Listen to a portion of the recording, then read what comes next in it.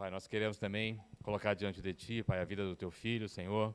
Eu sei que a Tua palavra, Pai, já veio sobre o coração dele, Senhor. O Senhor já falou ao coração dele aquilo que o Senhor tem preparado nessa noite, Pai, para a Tua igreja. Ó Deus, que não seja uma palavra, Pai, que nós, ó Deus, estamos buscando, Senhor Jesus, ó Deus, ó Deus, verdadeiramente, Senhor Jesus, ó Deus, aquilo que nós queremos, mas aquilo que o Senhor quer para as nossas vidas. Em nome de Jesus, usa o Teu vaso, Pai. Ó Deus, derrama da Tua unção, do Teu poder sobre a vida dele, que seja milagres e maravilhas do Senhor acontecendo nessa noite, Pai. Ó Deus, o reboliço do céu, Pai, sobre este lugar, que os Teus anjos sejam acampados ao redor deste lugar. Nós repreendemos em nome de Jesus toda e qualquer ação do inimigo que queira, Pai amado, atrapalhar e impedir o Teu agir nessa noite, Pai. E que o Senhor venha guardar a vida dele, toda a família, Pai, livrando de todo revide e toda a retaliação do inimigo contra a vida deles, Pai. Em nome de Jesus. Amém, Senhor.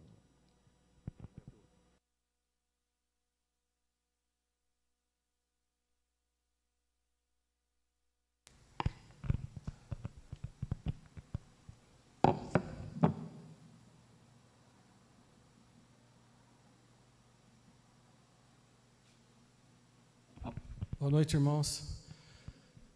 Por favor, abram a Bíblia em 2 Pedro 1:1. Deixa aberto aí nessa passagem. Eu vou citar alguns outros versículos, mas vamos seguir só essa sequência, tá?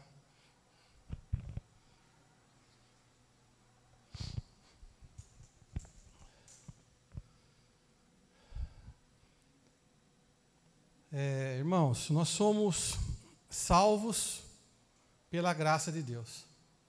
Nós somos salvos, estamos no reino, porque Deus nos deu um dom da salvação, né? Não é uma coisa que nós temos que nos esforçar para conseguir.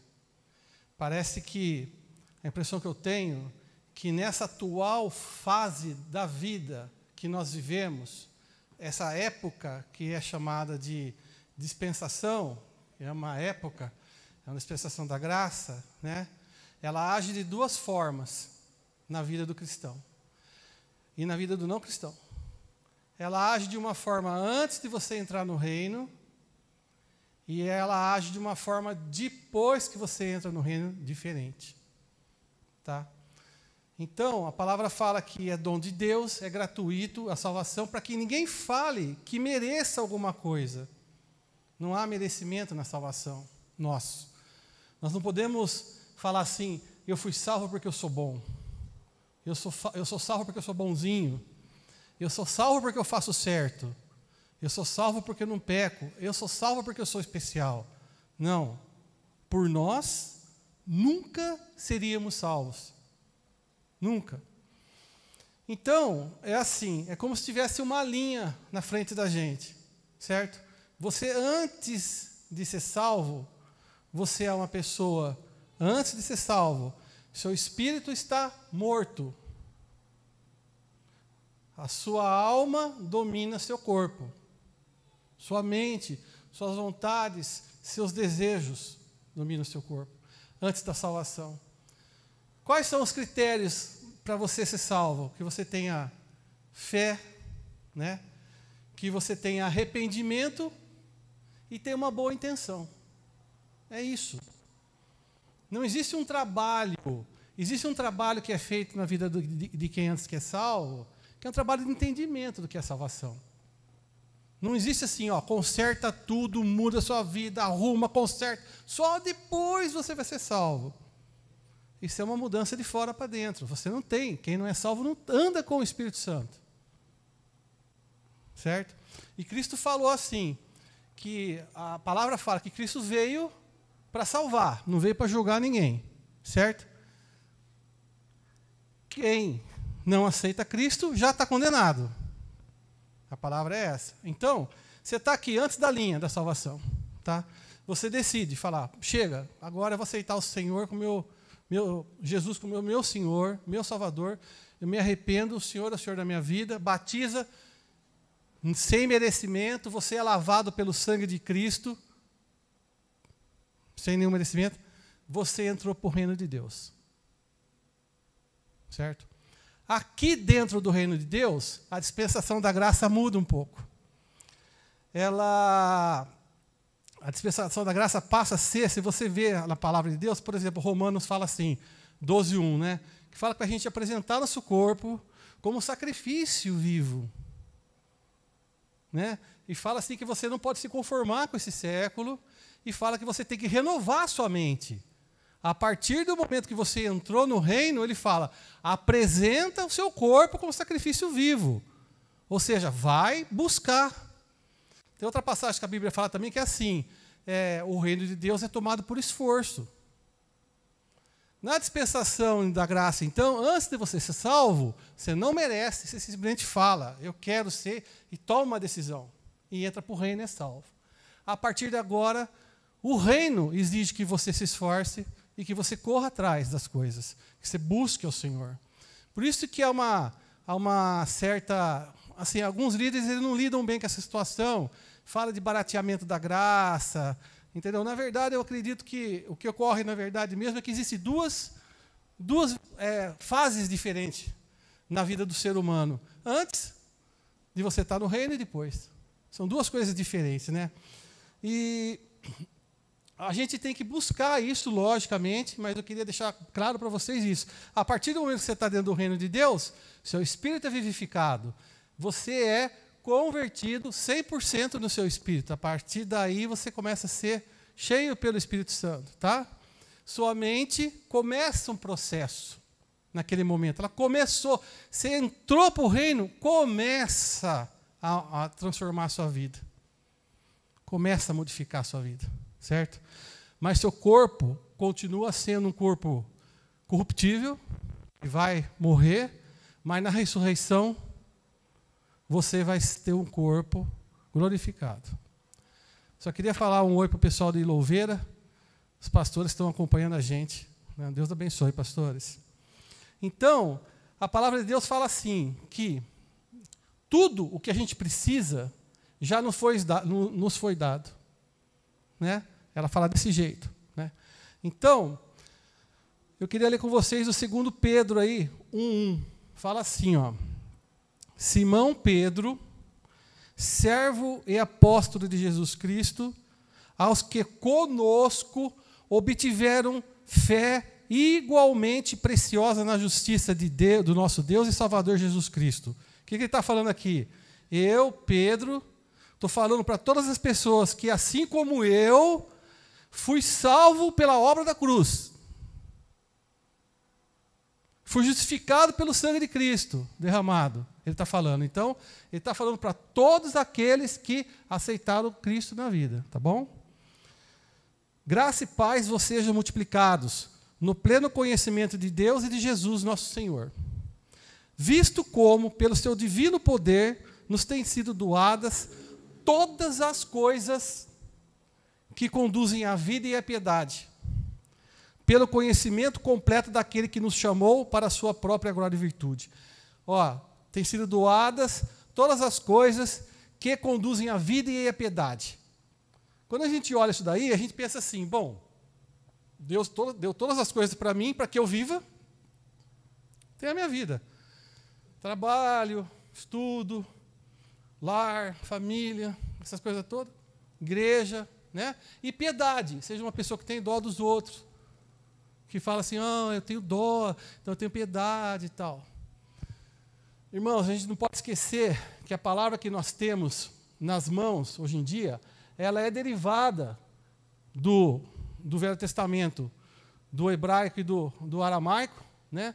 No Novo, do grego, certo? E elas são muitas vezes traduzidas para o inglês, para depois ir para o português. O próprio Strong's, lá que é o dicionário, ele traduz para um para depois ir para o outro. Então, a ambientação, a situação, o ano que foi feito e tudo mais, tenta trazer uma ideia do que quis ser dito, mas não traz nada completo. Tá? Então, é bom a gente sempre ter em mãos um jeito de analisar as palavras que vieram. Né? Então, vamos ver o que é vida, tá? Que conduzem à vida. Né? Vida, que nesse caso do grego, quer dizer zoe, a palavra. Quer dizer o quê? Uma vida cheia. Eu vou ler para vocês, para que não deixe passar nada. Absoluta plenitude de vida, tanto em essência, eticamente, que pertence a Deus e por meio dele, vida real e genuína, vida ativa e vigorosa, devota a Deus, abençoada, e em parte aqui nesse mundo para aqueles que colocaram a sua confiança em Cristo, e depois na ressurreição, como eu falei para vocês, a ser consumada por novas bênçãos, entre elas um corpo mais perfeito que permanecerão para sempre. Não é uma vida de escola, ir para cá, ir para lá, é uma vida da plenitude de Deus para você. Transbordante, não é uma vidinha. Certo? Então a gente tem que entender aqui que a vida que ele colocou aqui é uma vida cheia da presença do Senhor, uma vida de vitória. E ela fala também de piedade. Piedade, no grego, é eusebeia, não tem nada de dó. Piedade é isso, ó. Reverência, respeito, fidelidade a Deus, religiosidade. Se você estudar um pouco mais, é a natureza divina, é o fruto no seu corpo, e é onde você deveria se manifestar. Piedade é a manifestação dos atributos comunicáveis de Deus através de você. Atributos comunicáveis de Deus, tá? Longanimidade, bondade, alegria, paz, certo? E etc., domínio próprio, né? Atributos não comunicáveis de Deus, onipresença, onipotência, onisciência, você não vai ter, ninguém vai ter. Nós não vamos ter isso. Então, quando a palavra fala assim, ó, tem sido já doado para nós, né? Todas as coisas que conduzem à vida e à piedade, agora você está entendendo o que ele quer dizer? Onde que ele quer dizer de você? Você sendo uma pessoa cheia, transbordante do Senhor, expressando Ele na sua vida para todos, uma vida alegre, uma vida retumbante, não é uma vida, não é uma vidinha. Já foi doado na salvação. Eu te pergunto, já que foi doado, por que o negócio está amarrado? Por que a coisa está difícil? Por que não é bem assim? Por que, então, que não está acontecendo dessa forma? O que está faltando? Né? Gente, o reino de Deus, definitivamente, ele não é para pessoas acomodadas. Certo? Ele exige de nós. Você pode disfarçar um comportamento cristão, vestir uma roupa de cristão, mas não é o que está no seu coração, certo? Então, o que está acontecendo então com a gente? Na verdade, a palavra fala que a gente tem que buscar algumas coisas, acrescentar algumas coisas na nossa vida, para que a gente chegue à plenitude. Né? E continuando lendo aí agora no versículo 5, fala assim, por isso mesmo, vós, reunindo toda a vossa diligência, o que é diligência? Diligência é foco, é determinação, é busca, é você não perder a concentração, é você fazer aquilo. Irmão, você precisa pegar todas as caixas de um lado da igreja e colocar do outro. Você vai, pega uma, pega duas, leva, pega 10, pega tudo, acabou. O que é trabalhar com não diligência? Você pega uma, aí você vai para o banheiro, aí você pega outra, aí você vai conversar, aí você pega outra, você vai bater papo, você volta, você vai tomar um café, terminou o dia, você não passou para lá as caixas ainda. Isso é fazer displicentemente. Todo mundo, vou dar um outro exemplo para vocês. Todo mundo conhece o Ayrton Senna, né? Ele era um piloto fantástico, né? Na chuva, não tinha igual o Ayrton Senna. A pista, conforme você vai rodando assim, os carros tendem a passar na mesma posição. Naquela posição que ele passa, ele vai limpando e vai emborrachando. Então, você vai cada vez mais rápido ali. E quem anda por fora dessa parte de borracha, pega a sujeira e derrapa. O Ayrton Senna, na chuva, passava os outros por fora. É coisa que você olha e não tem explicação. Daí eu vi uma entrevista dele. Ele falando assim, perguntaram, por que você é tão bom na chuva? Ele falou assim, porque eu morava relativamente perto de Interlagos, chovia, eu estava na pista. Eu trabalhava, eu estudava, treinava, chegava cansado, morto, chovia, pá! Ele ligava para o mecânico, pista. Diligência. Determinação. Você vai chegar onde você quer se você tiver diligência e determinação. Se você tiver foco naquilo que você está fazendo. Se você for displicente, você não chega. Você quer alguma coisa? Busca de todo o seu coração. Né? Então Pedro está falando assim, por isso mesmo vós reúne toda a sua diligência, ou seja, o seu foca naquilo lá que eu estou falando. Pedro está falando, foca no que eu estou te falando e faz. Associa com vossa fé a virtude, com a virtude conhecimento, com o conhecimento domínio próprio, com o domínio próprio a perseverança, com a perseverança a piedade, com a piedade a fraternidade e com a fraternidade o amor. Porque essas coisas, existindo em vós e em vós aumentando, fazem com que não sejais nem inativos, nem infrutuosos no pleno conhecimento do nosso Senhor Jesus Cristo. Pois aquele em quem essas coisas não estão presentes é cego, vê só o que está na frente. Lembra? Um palmo na frente do nariz assim? A gente vê que só está na frente, né? Esquecido da purificação dos seus pecados de outrora que você não merecia, mas foi salvo e coberto com o sangue de Cristo, né? Por isso, irmãos, procurai com diligência, cada vez maior, tá? Confirmar a vossa vocação e eleição, porquanto, procedendo assim, não tropeçareis em tempo algum. Bom, a gente vê aí que a primeira coisa que ele fala que nós temos que acrescentar é a virtude. Na verdade, a base da nossa vida como cristão é a palavra de Deus. Não tem outra coisa. A base é a palavra. Você pode fazer o que for, você pode estudar, tudo bem, você vai fazer teologia na faculdade, não sei de onde aí, é a palavra. Você vai pregar, é a palavra. Você vai escutar uma pregação, é a palavra.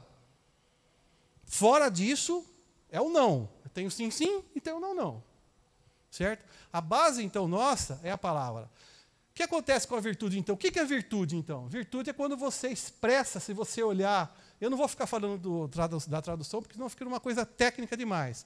Mas se você precisar, eu tenho anotado. A virtude é a expressão de um caráter moral elevado, um posicionamento diferente, a pessoa te olhar e ver você com uma postura diferente, comportamento diferente, o jeito de falar diferente, o respeito que você tem com as pessoas, a questão de compromisso, marcou, comparece no horário, esse tipo de coisa, sabe? Quando você olha para a pessoa te respeita, a pessoa sabe falar, a pessoa não te ofende, ela não te maltrata.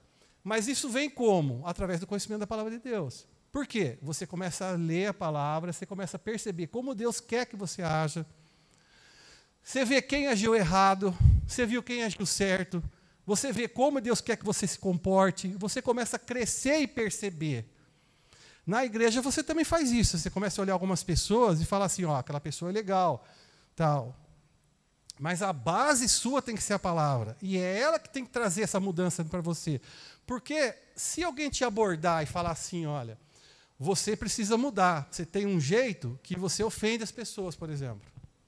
Tudo bem, o que você vai fazer? Você vai mudar? Você vai forçar uma mudança de fora para dentro. Tá bom, eu preciso me controlar. Eu não vou fazer errado, eu vou me controlar. A primeira pisão que você tomar no pé, você solta. E principalmente quem é impulsivo. Aí, solta mesmo. Por quê? Porque não tem uma mudança verdadeira. A mudança tem que vir, pela palavra, de dentro para fora. É aquele negócio. Eu fumo. Tá, eu preciso parar de fumar. Eu paro de fumar, eu volto. Eu paro, eu volto. Eu paro, eu volto 1000 vezes. Eu paro de fumar e volto. Quando você tem um encontro com Cristo, eu já vi isso acontecer aqui dentro. Parou, nunca mais voltou. Porque a mudança vem de dentro para fora. A busca vem de dentro para fora. Lógico que a gente precisa olhar as pessoas que estão à nossa volta e tudo que for bom a gente tem que trazer para a nossa vida. Numa inveja positiva. Certo? Olha, aquela pessoa tem um comportamento legal. Vai lá perguntar para ela o que acontece com a vida dela. Entendeu? E transforma. Mas seu alicerce, a sua base é a palavra de Deus, o conhecimento da palavra de Deus. Isso que é importante. A mudança que ocorre de dentro para fora. Essa aí traz para você o primeiro ponto, a virtude. As pessoas vão te olhar, vão falar, olha, ele entrou aqui era de um jeito, agora já está de outro. Está tendo transformação. Certo? Porque tem gente que entra de um jeito e continua do mesmo jeito. Não está tendo transformação. A palavra, Cristo não está mudando a vida da pessoa. O que é saudável, o que o Senhor quer, é que haja transformação na nossa vida. E que você e eu, que nós busquemos essa transformação. Tá? Uma vez que a palavra começa a trabalhar na nossa vida, há o mover da nossa vida do Espírito Santo, que não existia, a gente não conhecia antes. O Espírito Santo começa a trazer uma mudança na nossa vida. E aí há uma revelação da palavra. A palavra rema revelada. Aí há o fortalecimento do conhecimento. Por que eu falo isso, irmãos? Porque conhecimento sem o Espírito Santo, ninguém bate Satanás. Não tem um homem na terra que acha que sabe mais da Bíblia que Satanás. Sabe? Conhecimento sem unção. Sabe das regras, sabe do que acontece, mas não tem o Espírito Santo no coração. Então, o conhecimento ele tem que criar raízes na palavra revelada. Então, a gente fala muito da palavra revelada, né? É o segundo degrauzinho. Nós adquirimos virtude e nós agora, pelo Espírito Santo, nós vamos começar a adquirir conhecimento. Bom, o que é uma palavra revelada? Palavra rema. Que a gente escuta sempre falar, a palavra rema, tal, a gente não sabe. Às vezes a gente vê e não entende. Ó, uma palavra rema é assim, ó. Por exemplo, dei um exemplo que eu sempre dou. Aquele casamento que teve, bodas de Caná, que foi o primeiro milagre de Cristo, né? Um casamento que aconteceu num vilarejo chamado Caná, que era na região de... Como é que ela mesmo? De Cristo lá, da Galileia, exatamente, na região da Galileia. Tá? Então, esse casamento aconteceu lá, Jesus era daquela região da Galileia, no casamento estava Jesus, estava Maria, mãe dele, estavam os discípulos, não sei se estava José, não sei se estavam os irmãos, junto, entendeu? Mas provavelmente era um amigo deles, que estava a família lá, né? Estava todo mundo lá, então era alguém que ele conhecia da região ali, chamou Jesus, vem para o casamento aí, traz seus amigos aí com você, traz sua mãe também, a Maria, tal. Todo mundo sabe da história, chegou lá, acabou o vinho. Né? Aí chamaram a Maria, não sei por que chamaram ela, porque provavelmente ela era conhecida do noivo, conhecida de todo mundo lá, chamaram ela e falaram, ó, Maria, dá uma mão aí, acabou o vinho, o que eu faço? Maria chegou para o filho dela, falou, filho, vem cá, ó, acabou o vinho. Ah, tá bom, mãe, pode deixar que eu resolvo. Foi lá, mandou vir água, transformou a água em vinho. A ponto de todo mundo falar assim, que vinho que é esse? Que vinho que é esse? Né? De tão bom. Daí eu fiquei pensando assim, né? Eu queria experimentar esse vinho. Eu queria ver que sabor que tem esse vinho, fiquei pensando na minha cabeça aqui. Deve ser imagina só o vinho que Jesus fez. Imagina. Né? Aí ao mesmo tempo que comecei a meditar nisso, começou a vir no meu coração. Eu já experimentei esse vinho. Todas as vezes que Cristo transformou minha vida, eu experimentei esse vinho dele. O que é uma palavra? O que é o Logos? Palavra escrita, fato histórico. Qual que é o fato histórico? Jesus foi num casamento e lá ele transformou a água no vinho. E os convidados ficaram todos felizes e todo mundo falou que foi um vinho maravilhoso. O que é uma palavra revelada? Você meditando na palavra, seu casamento não está bom, e você escutando aquilo e lendo, é Jesus falar no seu coração assim, se foi transformado a água no vinho naquele casamento, Cristo pode transformar o meu casamento da água para o vinho. Essa é a palavra revelada. Isso é revelação, é o rema. Ou ele revela uma coisa para você, ou revela uma passagem, ou dá um entendimento que você precisa. A partir daí, por exemplo, Pedro, quando estava lá, os discípulos de Jesus chegou lá para todo mundo e falou assim, que dizes que eu sou? O que eles falam lá ali fora que eu sou? Aí eles começaram a falar, olha, uns falam que o Senhor é João Batista, outros falam que é Elias, outros falam que é Jeremias, outros falam que você ainda, Senhor, é um dos profetas. Mas o que vocês falam que eu sou? Aí Pedro começou a cantar. Tu és o Cristo, Filho do Deus vivo. Bem-aventurado és, filho de Jonas, lá, Simão Bar-Jonas. Certo? Porque a gente revelou não foi carne ou sangue, mas foi o Espírito. Isso é a palavra revelada.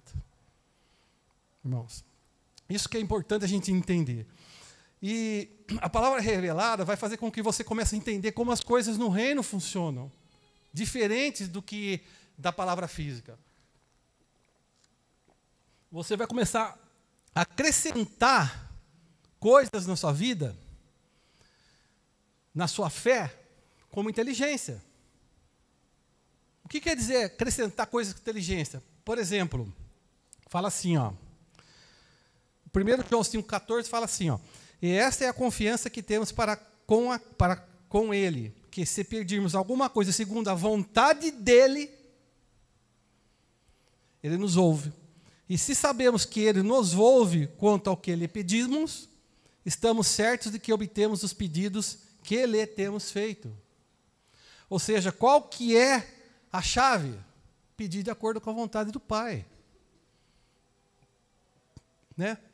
Por exemplo, tem gente que está com um problema no casamento, mas não coloca o casamento na mão do Senhor. Segura aqui, eu sei o que eu faço. Não abre. Não, mas eu conheço a palavra, eu oro, eu não sei o quê, eu medito, mas não abre na mão. Tá bom, então vamos começar a colocar as coisas, que nem o Amir pregou semana passada, né? Falando das mulheres, que foi difícil, uma palavra difícil? Foi. Mas falando que as mulheres têm que se sujeitar aos homens. Não falou? Foi difícil? Foi. Então para, irmão. Para, irmãzinha. Abre a mão. Você não... Enquanto a gente controlar a nossa vida, nunca vai ser igual ao Senhor controlando a nossa vida. Entendeu? Fazer a vontade de Deus, pedir as coisas de acordo com a vontade dEle, é colocar a sua vida na mão dEle. É questão que nem a questão dos remédios. Irmãos, tomar remédio, ir no médico, não é pecado.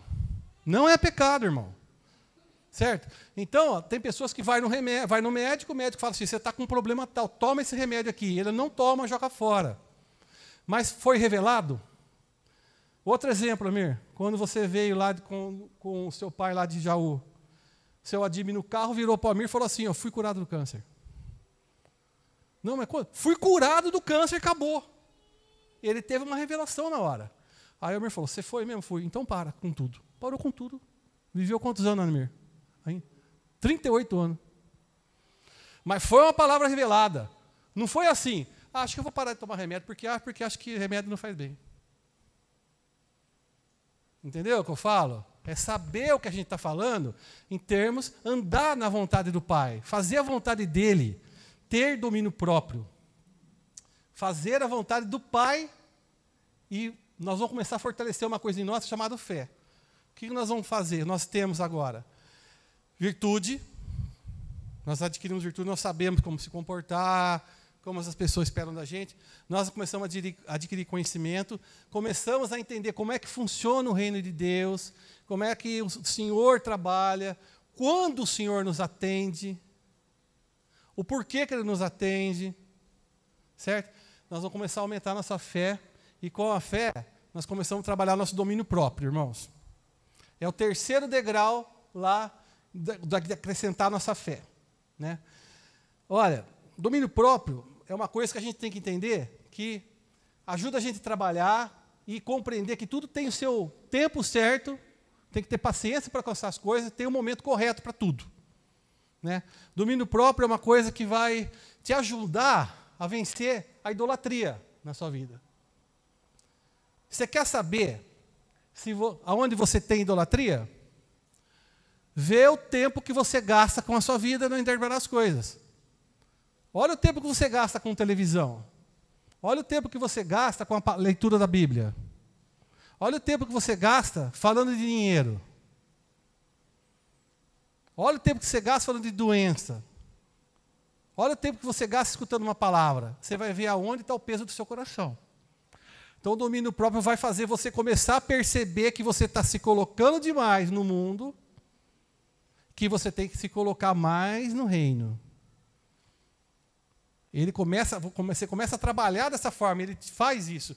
E a idolatria tem um representante, o domínio próprio tem um representante. O maior representante do domínio próprio é a língua do homem. Ele é o representante top. Porque a coisa mais difícil é segurar a língua. Sabe? Ofensas, brincadeiras ruins, falar mal das pessoas por falar, e etc. Né?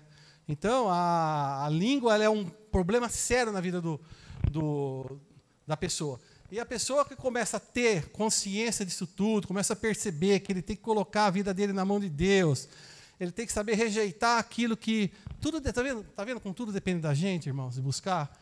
Segurar aquilo que não deve, não trabalhar naquilo que Deus não quer, trabalhar naquilo que o Senhor quer, fazer uma autoanálise. Pô, eu falo de dinheiro o dia inteiro. Meu, que altar que é esse que eu tenho na minha vida?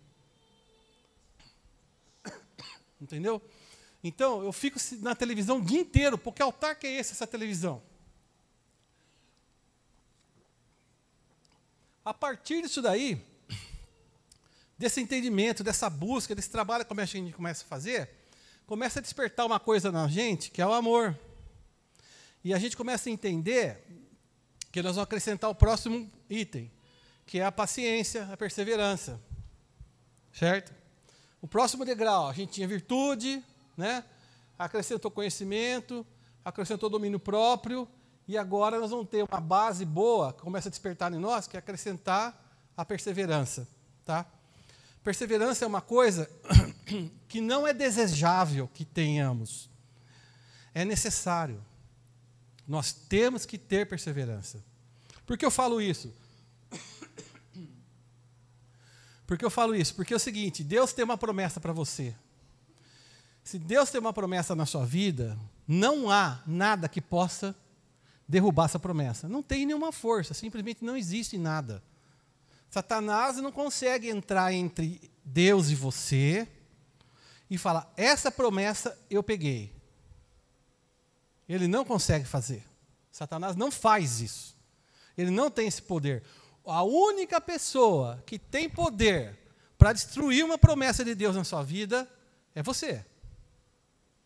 Só, mas ninguém. Por quê? Existe um tempo entre a promessa dada e a realização da promessa. Existe um tempo. Por exemplo, vou dar um exemplo, tá? Converteu uma pessoa hoje, batizou. Aí chega um pastor aqui e fala assim, Deus tem um chamado na sua vida. Você tem um chamado pastoral. Você vai ser um evangelista. Dos 5 ministérios. Tá? Promessa. Confirmada. Irmãozinhos que estão aí, horário confirmado que aquela pessoa tem. A pessoa converteu hoje. Você consagra ela hoje para o pastor? Ela vai precisar comer muito feijão para chegar lá na frente. E estar preparada para isso. Esse tempo entre a promessa. Então, tudo na sua vida existe um tempo. Porque é o seguinte, o que é o reino é para o reino. Cristo comprou a gente para que a gente fosse servos dele, não servos da nossa própria vontade. Então, a realização de uma promessa está no cumprimento daquilo que Deus vai querer expressar com aquilo que você conseguiu. Então, você vai ter que mudar o caráter, você vai ter que transformar a sua vida, você vai ter que sair de um ponto para chegar no outro, você vai ter um tempo. Olha a questão do Abraão, Isaac. Deus falou, vou te dar uma descendência, vai ter um filho de Sara. O que Abraão fez? Pegou e teve um filho com Agar, com a serva. Certo? Foi a misericórdia de Deus que não encerrou a história ali e levantou outro. Né? Porque Deus podia muito bem falar assim, ó, tu rejeitastes o meu desígnio para ti, está fora. Não fez isso com Saul? Por que ele não podia fazer com Abraão? Mas ele escolheu Abraão e ele perdoou essa transgressão de Abraão. Mas quem derrubou a promessa foi Abraão. Não foi Deus, ninguém roubou. Ele que não soube esperar. Então existe um tempo entre a execução. Por isso que a perseverança e a paciência é importante na vida do cristão. Nós temos que saber aguardar as mudanças de Deus na nossa vida, o momento certo. Por isso que é uma das virtudes que estão falando aqui, a paciência. E ela vem junto com a promessa e com o domínio próprio. Nós temos que ter isso. Não há outra forma de a gente trabalhar que não seja dessa forma, né? Aí nós vamos saber Esse amor vai te dar paciência na hora de falar com uma pessoa. Você vai ver a pessoa errar, você vai recuar.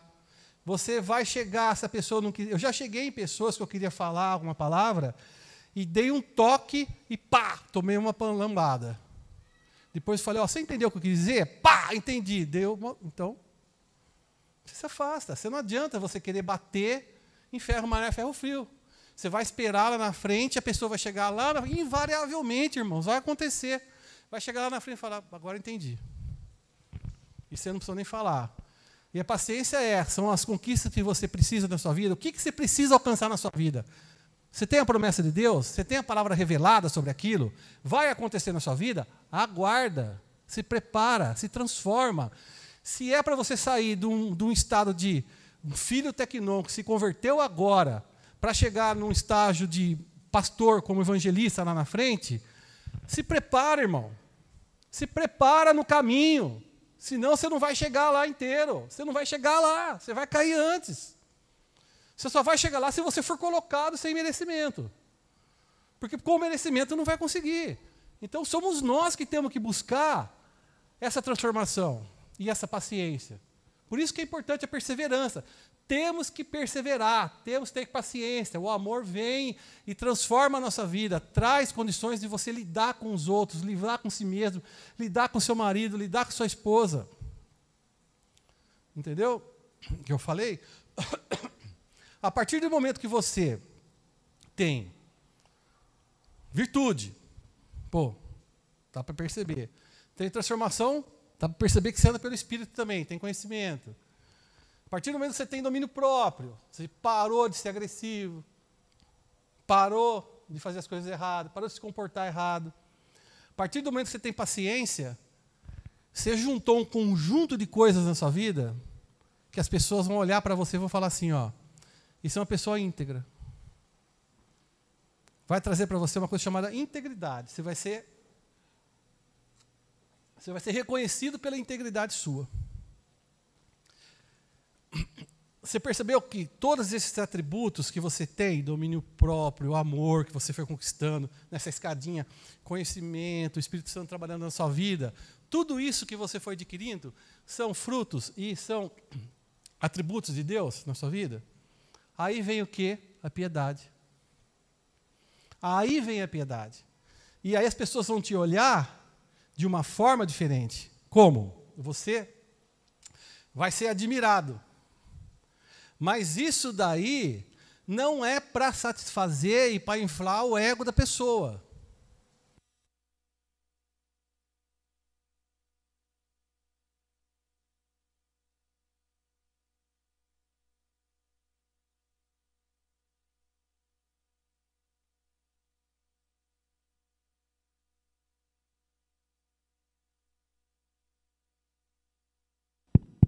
Não é para a pessoa falar, não, agora eu sou bom, olha para mim, olha, eu sou perfeito, eu não erro, eu tenho paciência, olha, eu pentei o cabelo lá direito, sou perfeito. Não é para isso, irmãos. Longe de ti, isso é queda na certa. Vai te derrubar, longe de ti. Isso serve para, na minha maior concepção, para evangelismo, irmãos. A sua postura fala muito mais do que você fala. O que você fala muito forte, mas muito mais do que você fala. Não adianta falar, você tem que ser e fazer. A pessoa tem que olhar para você e ver os atributos de Deus na sua vida. Agora você é uma pessoa com piedade. O que ela vai ver? Alegria, paz, domínio próprio. E vai aquela confusão e ser inteirão. Você no trabalho seu, na firma sua, o nego descabelando, arrancando as cabeça assim, nervoso, sei lá. Naquela paz. E aí todo mundo chega para você e fala assim, o que você é? De planeta que você é? ET? Você é ET? Não, eu tenho Cristo na minha vida. Tem cristão, irmão, que você olha para ele e fala assim, nunca que eu quero ser cristão para ser igual a você. Tem cristão que anda assim, ó. Que é isso, irmão? Cadê o fruto do Senhor na sua vida? Cadê a alegria? Cadê a paz? Cadê a paciência? Cadê a felicidade sua? Nós temos que andar, nós temos que se comportar, nós temos que caminhar de um jeito que as pessoas olhem para nós e falem assim, o que é isso que tem com você que eu quero? Dá para mim. Por que que você é assim? Por que que o mundo está acabando e você está inteiro desse jeito? Por que essa confusão toda aí fora e você é assim? O que que é isso que você tem? O que que foi seu pai que te criou assim? Empresta seu pai para mim, então. O que que te fez desse jeito? Foi a escola, sua professora, que fez isso? Por que que você é assim? Entendeu? Nós temos que ter essa integridade. Para isso, essa piedade tem que aflorar na nossa vida, tem que sair para fora. Mas para isso você tem que acrescentar as coisas. Palavra, conhecimento, Espírito Santo na sua vida. Pesado, busca com diligência. Traz isso para dentro de você. Seja uma pessoa invejável positivamente. Uma pessoa que vão olhar para você e vão falar assim, eu quero ser isso. A ideia é essa, não é para falar que você é bonzinho, não que você é bom. Irmão, não somos nada. Se não fosse Cristo, a gente estava no vinagre. Perdido. Não estaríamos salvos. Nós não somos nada. Ninguém é bom, irmãos. Bom só tem um. Mas nós temos que buscar a expressão disso, porque através de você, muitas pessoas que estão aí fora vão sair desse mundo tenebroso, nesse fim de mundo, casa do capeta, e vão vir para a casa do amor de Cristo. Através do posicionamento, através da sua vida, através do que você fala, do que você faz, de como você se comporta. Sejamos pessoas íntegras, sejamos pessoas piedosas, como? Façamos o que está falando para fazer na nossa vida. Uma vez que você é dessa forma, deixa eu só falar mais uma coisa de piedade.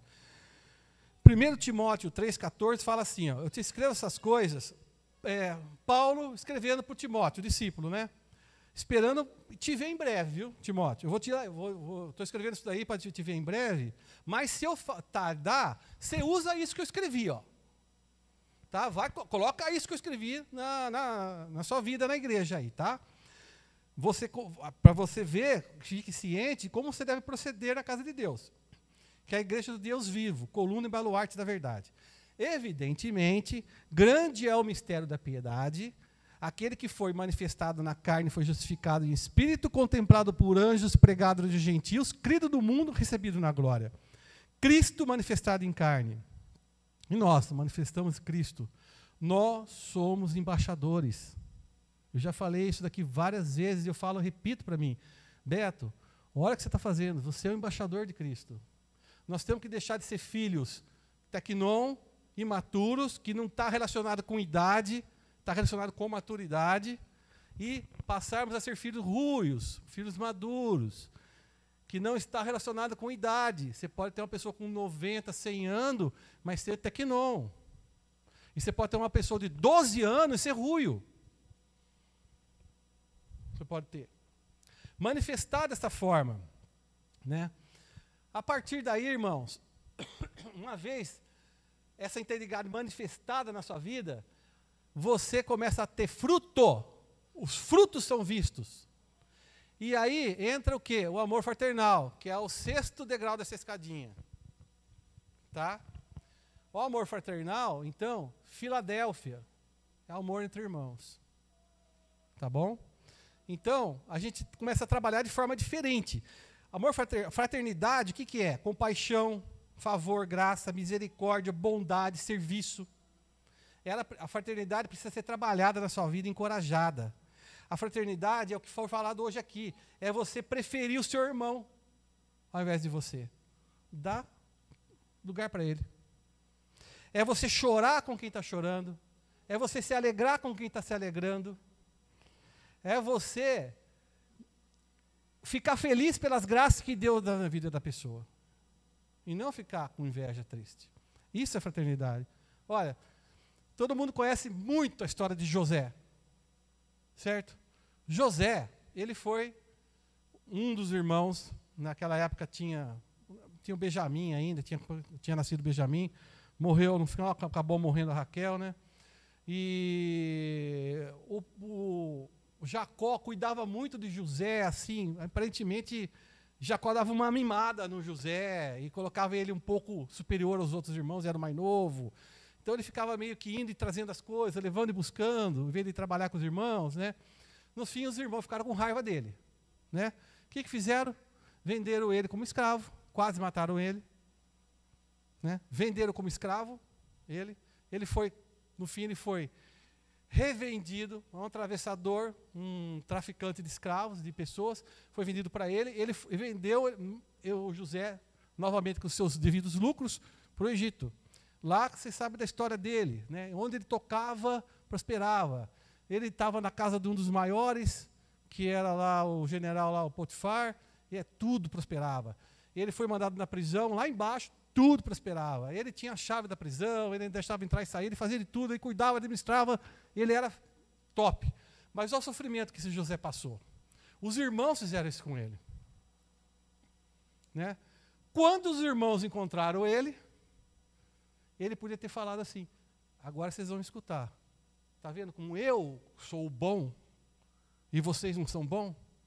Está vendo como eu estou certo, meus irmãos, e vocês estão errados? Ele não fez isso. Ele entendeu o propósito de Deus na vida dele.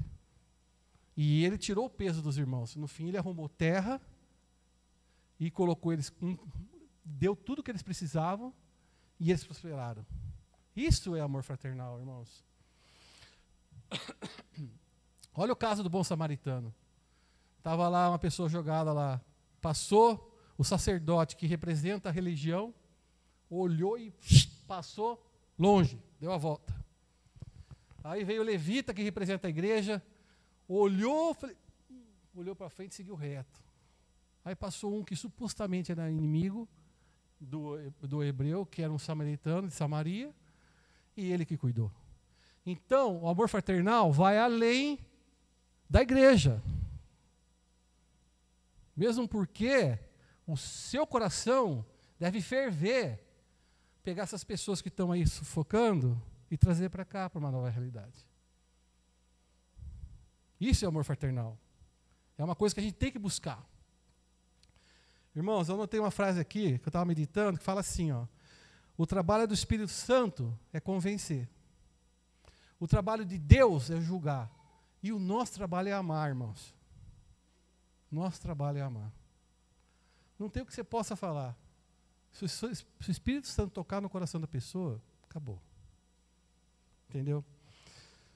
Bom, fraternidade, na minha opinião, o amor fraternal, ele é a piedade, que são os atributos, em ação.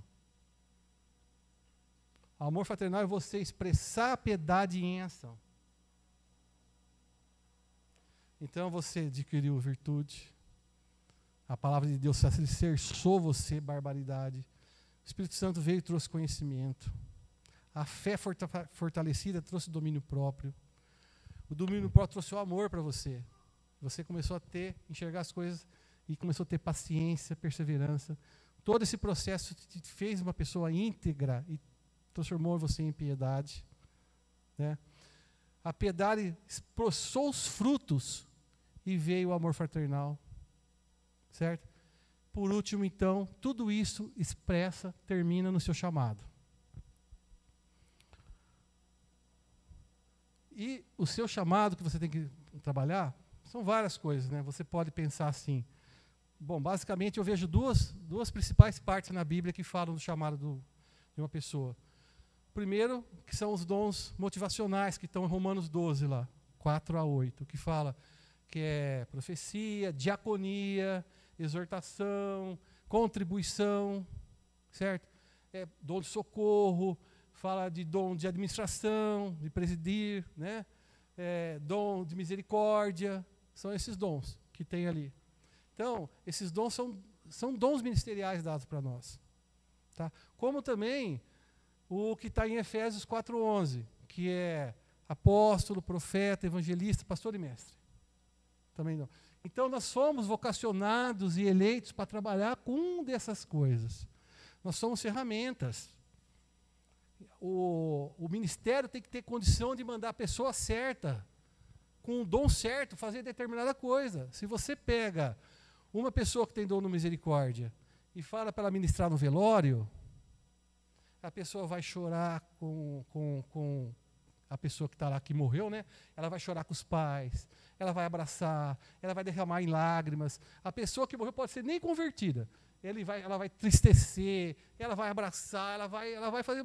Você manda um profeta pregar no velório, é capaz do profeta falar assim, ó, você acorda, senão você vai acontecer que nem ele, ó, morreu, foi para o inferno.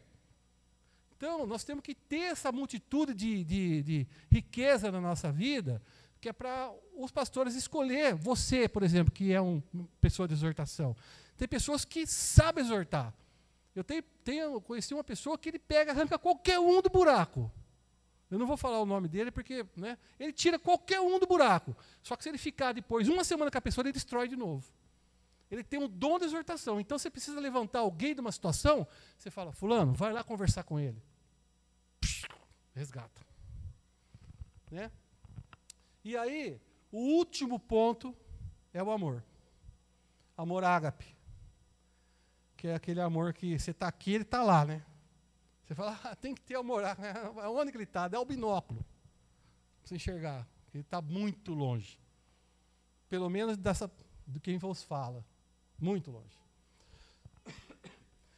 Olha que interessante. Romanos 5:5 fala assim, ó. Ora, a esperança não confunde, porque o amor de Deus é derramado em nosso coração pelo Espírito Santo que nos foi outorgado. Irmãos, a gente sempre fala que nós temos uma medida de fé que a gente recebeu. Nós também recebemos uma medida de amor que foi dada pelo Espírito Santo quando não foi outorgado, quando a gente foi salvo, quando a gente aceitou Jesus, quando a gente teve nosso espírito vivificado, nós recebemos uma medida de amor. Né? Então, o amor é uma coisa que a gente tem que desenvolver. E ele é uma escolha, o amor. Nós temos que exercer isso, o amor. Nós temos que... Não é fácil, irmãos. O amor ágape é assim, ó. Você vem e ajuda uma pessoa, e quando você pede ajuda, ele vira as costas. Não é fácil. E você tem que, se ele vier de novo falar com você, você tem que ajudar de novo. Esse é o amor ágape. Você tem que ajudar quantas vezes precisar. A pessoa, você vem, trabalha com a pessoa, trabalha para ela, lá na frente, ele tem uma vitória, ele nem lembra que você existe. É assim. Porque a obra, quem faz é Cristo através de nós. Certo? É aquela pessoa que você faz, e ele fala assim, aquele fulano lá da igreja, não sei de onde, me ajudou. Lógico, se você for esperar que as pessoas te retribuam o que você faz, caminho de derrota. Não é assim que funciona o amor ágape. Tá? Olha só, em 1 João 3,14 fala assim, ó, você quer saber se você já passou da morte para a vida? É só ver se você ama os irmãos, porque aquele que não ama permanece na morte. João 13:34. Eu vou te dar um novo mandamento. Que você tem que amar uns aos outros assim como eu te amei, que também você ame uns aos outros. Nisto conhecerão todos que sois meus discípulos, se tiveres amor uns aos outros. Irmãos, o amor é o dom a ser procurado. O amor jamais morre. Esses são os 7 pontos que falam na vida, né? Espera aí um pouquinho só.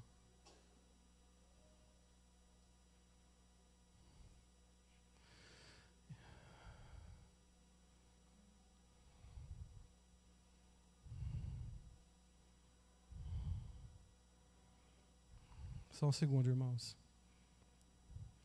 No versículo 8 fala assim, ó, porque essas coisas que são, Deus acabou de falar desses 7 princípios, né? Ele fala assim, porque essas coisas existindo em vós aumentando. Então o que ele está falando assim? Ele está falando que essas coisas não são assim, ó. Você vai adquirir, encheu a medida da virtude. Agora você vai encher a medida do conhecimento. Agora você vai encher a medida do domínio próprio. Não, ele está falando assim, que essas coisas existindo em vós e aumentando, quer dizer que a gente tem que buscar com diligência, essas coisas vão aparecendo na nossa vida, e essas coisas, em paralelo, vão crescendo e aumentando na nossa vida. Aí, meditando na palavra, eu quero chegar na parte final aqui com vocês, esses são os 7 pontos, mas eu, meditando nessa palavra, voltando aqui no versículo 8, fala assim, né? Porque essas coisas existindo em vós aumentando, fazem com que você não seja nem inativo, nem infrutuoso no pleno conhecimento do Senhor Jesus Cristo, pois aquele que essas coisas não estão presentes é cego, só vê o que está perto, esquecido da purificação dos pecados que você teve. Por isso, irmãos, procurar com diligência cada vez maior a diligência, né? Confirmar a vossa vocação e eleição. Vocação e eleição, tá? O que é eleição, irmãos? Quer ver? Eleição quer dizer o quê? Vem de eclésis. Quer dizer um chamado, convocação, convite, uma obra que Deus tem na sua vida. Então, o que ele está falando aqui? Que você está falando aqui assim, confirmar a vossa vocação e eleição. Está falando assim, que você tem uma eleição, ou seja, Deus te escolheu para fazer alguma coisa e isso é sua vocação. Você está buscando qual é a sua eleição? Você sabe qual é o seu ministério?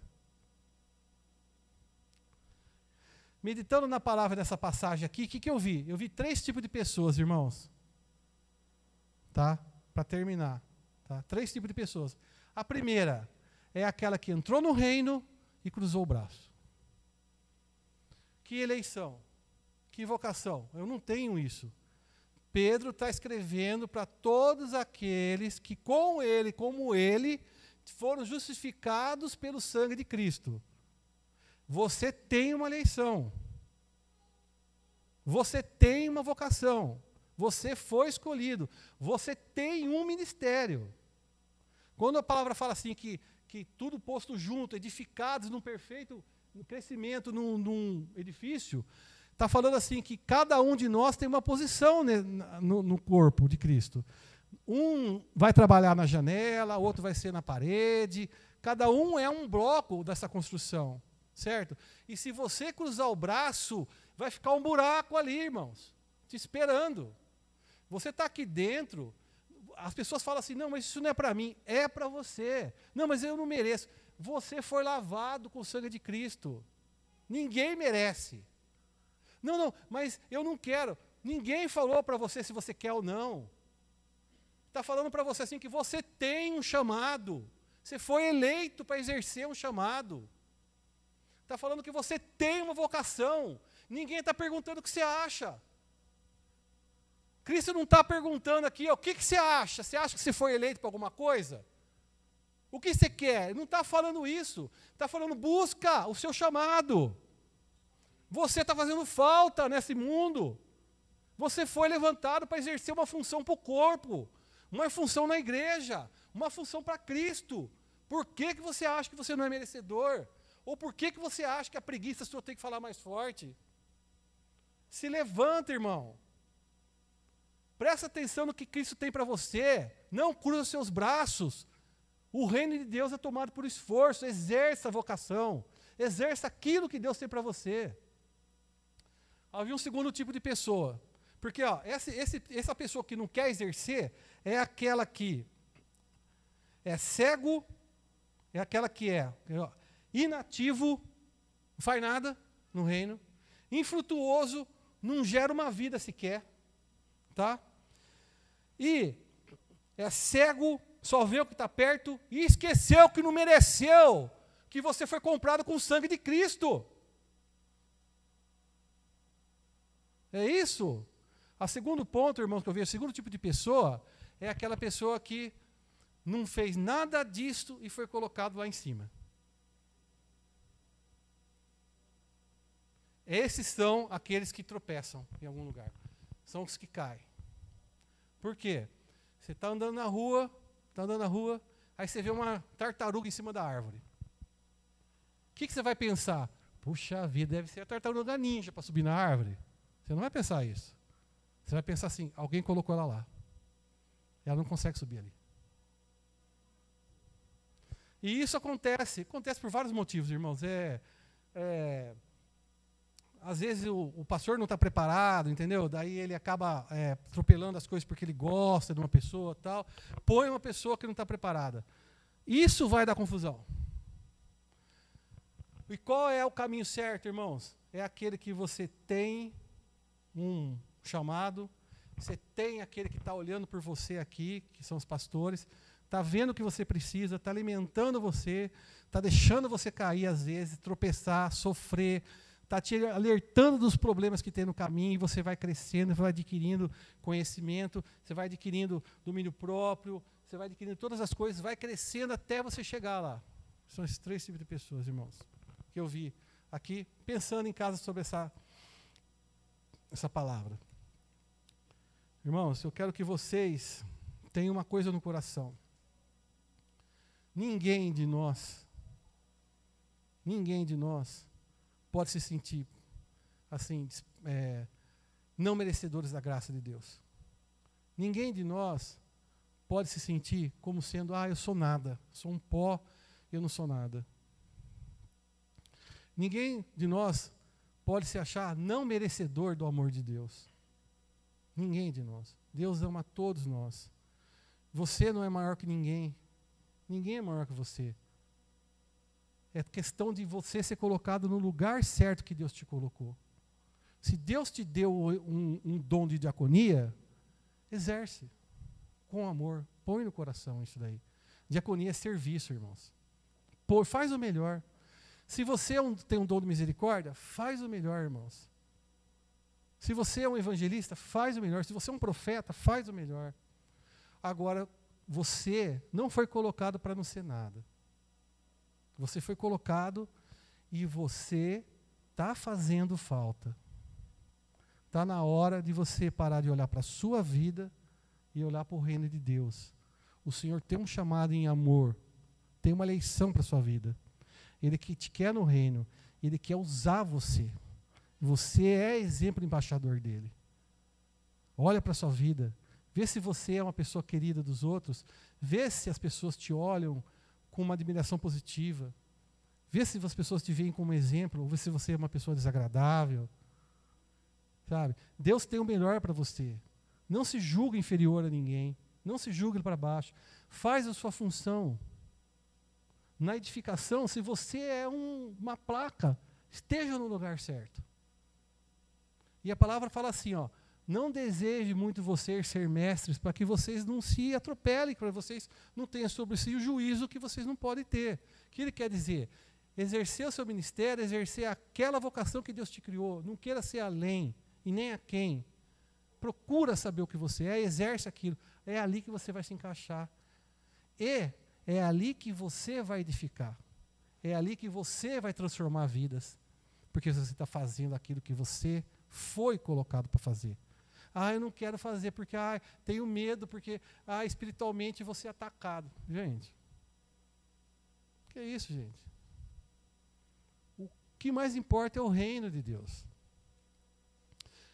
O Senhor te ama, o Senhor te considera. Você é valioso, você é uma pedra preciosa, você é de uma importância que não tem tamanho para Cristo. Deixa Ele trabalhar na sua vida, deixa Ele te conduzir para o que Ele quer, deixa Ele te levar para onde Ele quer. Para de controlar a sua vida você, para de agarrar aqui e falar que você é que sabe. O Senhor te ama, irmãos, te valoriza, quer te levar nessa vida de plena Zoe, vida Zoe, quer te levar na piedade eusebeia, quer que você seja cheio, que tenha uma vida cheia dele. Tá bom? Deus abençoe, irmãos.